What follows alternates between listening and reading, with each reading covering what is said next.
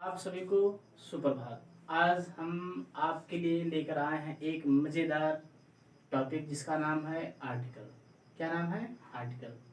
देखिए, कहते हैं सफलता तभी पूरी होती है जब आपकी नींद अधूरी होती है। ठीक, आज हम पढ़ेंगे आर्टिकल। देखिए, आर्टिकल जो होता है इंटरमीडिएट और क्लास 10th के लिए बहुत ही महत्वपूर्ण टॉपिक है।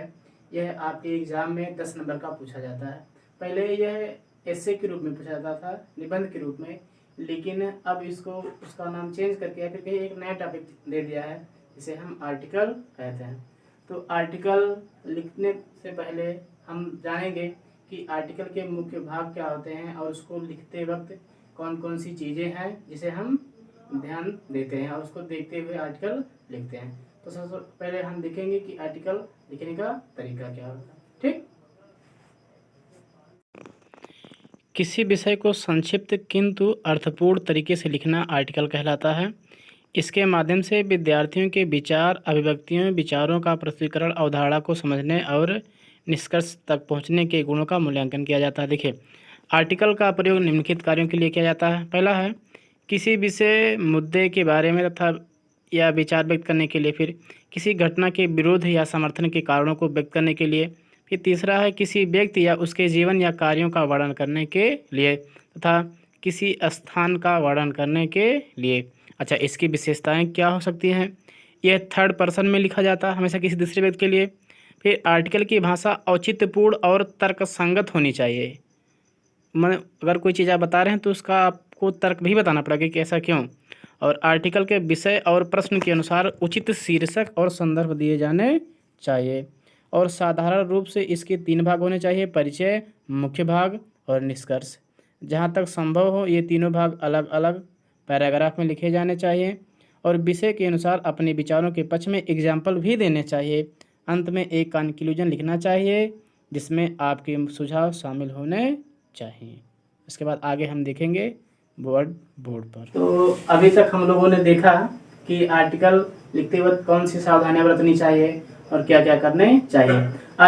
अब मैं आपको आर्टिकल के बारे में बताऊंगा कि कैसे पहले क्या लिखा जाता है, उसके बाद क्या लिखा जाता है, उसका फॉर्मेट कैसा होता है।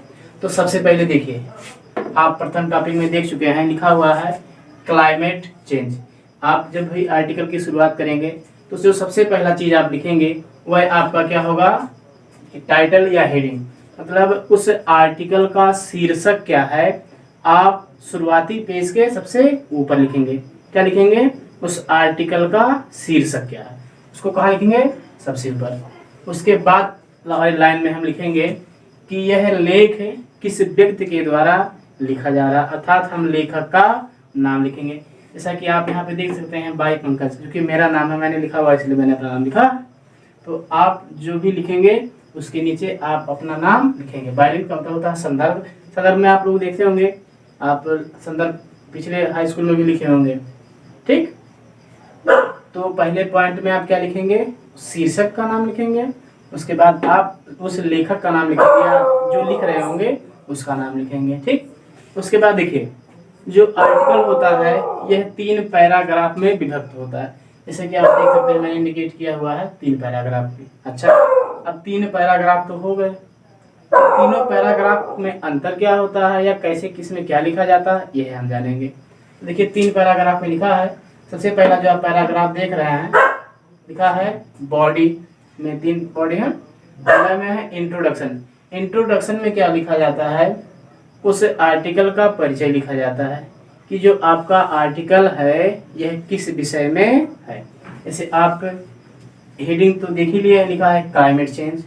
फिर उसका जो इंट्रोडक्शन है क्या लिखा है, human activities which have a significant impact on the climate are the burning of fossil fuels such as coal and gas. ठीक, मतलब जो मानव क्रियाविधि है, इस तरीके से आप जो देख सकते हैं। इसमें किसके बारे में बताया गया है कि क्लाइमेट चेंज का क्या प्रभाव, उसके बारे में परिचय लिखा गया है। ठीक, तो आप पहले बॉडी में क्या करेंगे या पहले पैराग्राफ में आप उस आर्टिकल का क्या लिखेंगे, परिचय। फिर परिचय लिखने के बाद आप दूसरा पैराग्राफ जब शुरू करेंगे तो उसमें क्या लिखा है, वह जो मतलब आर्टिकल होता है उसका मुख्य भाग कहलाता है। तो उस भाग में हम क्या लिखें, इसमें मुख्य पक्ष जैसे कारण लिखना है, ठीक, उसके प्रभाव, गुण, दोष आदि होना चाहिए। और जैसे यहाँ पे लिखा हुआ है ना, यहाँ पर्यावरण परिवर्तन के कारण बताए गए हैं। तो यहाँ लिखा है कि पर्यावरण जब परिवर्तित होता है अर्थात उसमें तमाम विषैली गैसें मिल जाती हैं, पेड़ पौधे जब कट जाते हैं तो उससे क्या हानि होती है और हानि होने के कारण बताए गए हैं। जैसे यहाँ पे लिखा है burning these fuels release carbon dioxide gas A green house gas besides other, मतलब कि जब ये ईंधन जलते हैं तो इससे कार्बन डाइऑक्साइड, ग्रीन हाउस प्रभाव बढ़ता है और अन्य गैसें निकलती हैं। जैसे आप भट्ठे पर जाइए, जब जलता है तो चिमनी का नाम धुआं निकलता है। अगर बड़ी बड़ी फैक्ट्रियां हैं उसमें से धुएं निकलते हैं। इस तमाम प्रकार से जो प्रदूषण हो रहा है यह आपके वायुमंडल को गंदा कर दे रहा।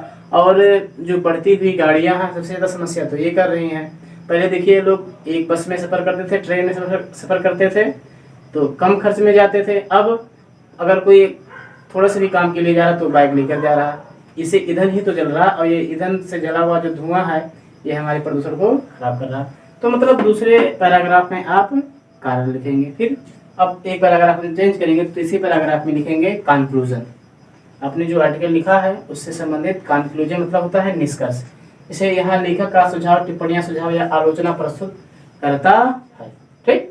इसमें कि अगर यह प्रदूषण है तो इसका आलोचना में करता है कि ऐसा नहीं होना चाहिए और अंत में इससे सुझाव भी देता है कि क्या करें हम जिससे प्रदूषण समाप्त हो जाए, ठीक। अब यहाँ प्रदूषण की नियंत्रण की प्रार्थना की गई। जैसे अब क्लाइमेट चेंज हो रहा है, इसका एक बहुत महत्वपूर्ण कारण ये प्रदूषण। अगर बारिश नियमित रूप से नहीं हो रही है या ऐसे इलाके में जहाँ कभी बाढ़ नहीं आता था अर्थात सूखा रहता था वहाँ भी बाढ़ आ गया है, और बाढ़ वाले इलाके में अगर सूखा पड़ रहा है, बगैर मौसम के बरसात होती है और जब जरूरत होती है तो बरसात नहीं होती है, इसका एकमात्र कारण है क्लाइमेट चेंजिंग। क्लाइमेट चेंज ये प्रदूषण के कारण अधिकतम होता है। तो इस प्रकार हम लोगों ने देखा कि आर्टिकल को कैसे लिखा जाता है। पहले आप क्या लिखेंगे, शीर्षक लिखेंगे, उसके बाद लेखक का नाम, फिर पहले पैराग्राफ में आप लिखेंगे परिचय, दूसरे में आप उसका कारण लिखेंगे, तीसरे में आप निष्कर्ष लिखेंगे। या निष्कर्ष में अधिकतम यह होता है सुझाव दिया जाता है और ये बताया जाता है कि कैसे इस चीज़ को दूर किया जा सकता है। अधिकतम यही होता है कि परेशानियों को ही अपने लिखा जाता है दूसरे पैराग्राफ में, और तीसरे में उससे संबंधित सुझाव लिखे जाते हैं कि कैसे इसको दूर किया जाता है, ठीक। ये आपका फॉर्मेट हो गया। अब आगे इसके हम कुछ आर्टिकल को समझते हुए हिंदी में एक्सप्लेन करते हुए समझेंगे कि कैसे ये लिखा गया है, ठीक। धन्यवाद।